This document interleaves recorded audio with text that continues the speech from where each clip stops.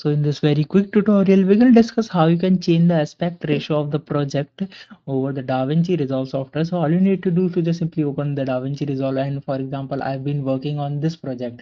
Now, if I need to change the aspect ratio or the ratio size of this particular video format, so all you need to do to just simply hit file over this top left corner, and here you can see this option of project settings, or it has the shortcut of Shift+9 as well. So you can use that as well. So just simply click over there. Now you can see the project settings has been opened.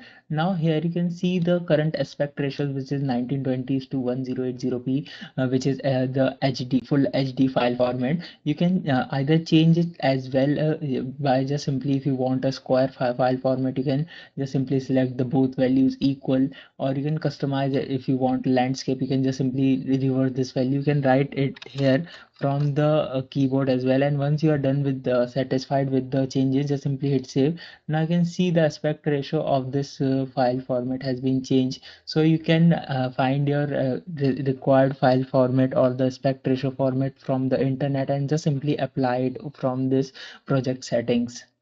I hope this video will be helpful for you. Make sure to hit the like button and subscribe button for having such more helpful and interesting tutorials. See you in the next one. Take care.